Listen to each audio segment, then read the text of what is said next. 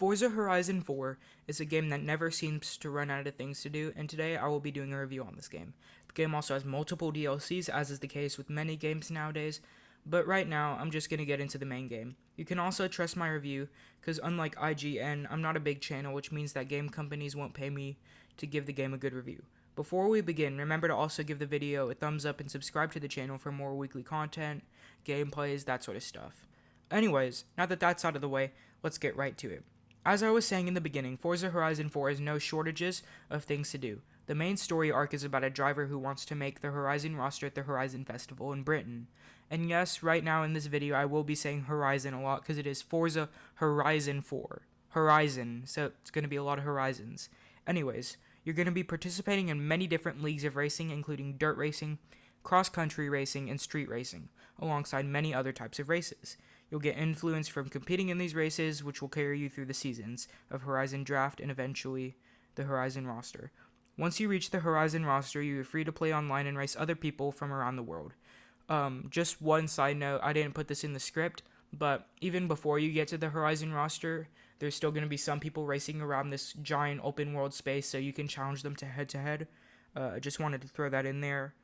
After the Horizon roster, you can also unlock separate storylines, like being a stunt driver for a movie and owning a luxury car business and driving around Lamborghinis, Ferraris, and Volvos. If you manage to somehow beat the main story arc, all the racing leagues in the separate storyline, you will still have things to do, like daily challenges, races, and hourly events called Forzathon Live, where you compete in challenges alongside other players.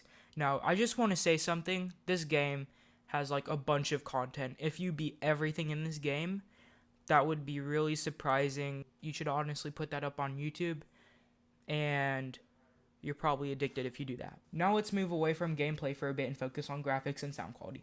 Some of you might not really care for this bit. Some of you might just be like, oh, well, if the gameplay is good, I don't really care about graphics and sound quality.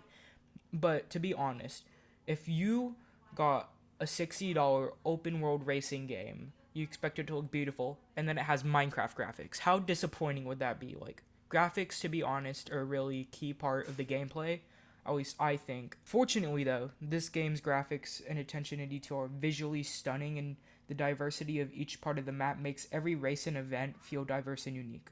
The game also manages to spice up the look of the map even more by changing seasons weekly. The attention to detail in this game is amazing, whether it is some mud on your car after driving through water, or the lighting effects. The effort this game's artist has put into the graphics and detail is astonishing, and I'm not just saying this to say this, like, the graphics are visually stunning and astonishing, like, some of the best graphics I've ever seen. The sound quality is also top notch. I mean, just listen to how the radio's volume rises and falls according to how loud the cars and crowds are. It's like really impressive how they did that.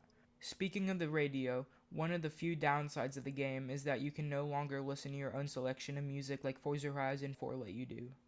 Instead, you have to listen to one of the many preset radio options given to you in the game. But I mean, the radio options really aren't that bad. It's like hip hop, pop, classical, no radio. But it would just been really nice if they had that touch where you could get your own music and put it in the game. Another downside of the game is that you cannot restart the campaign for Forza Horizon 4. Like, say you want to play it from the beginning again to show your friend or something, or record it, you can't do that. Sorry about that. But the game honestly makes up for that by letting you play every mission, race, and event possible over again. It's super ironic, guys, that those two downsides were the only downsides in the whole game. Like, this game is just amazing. But anyways, now let's move away from that and go to the last thing I wanted to talk about, the cars. Obviously, Forza Horizon 4 is a racing game, so it's known for its cars.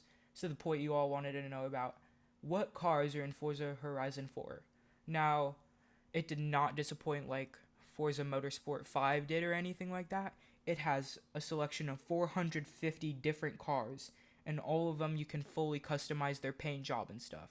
Now that I've gone over pretty much everything you need to know about the game, it's time for the final evaluation. In a nutshell, Forza Horizon 4 is a visually stunning game with no shortage of content and very little downsides. Because of this, Forza Horizon 4 earns an almost perfect score of 9.7.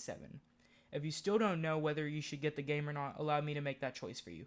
You should definitely get this game, and with that, the review is over. If you're new to the channel, remember to like and subscribe and push that notification bell.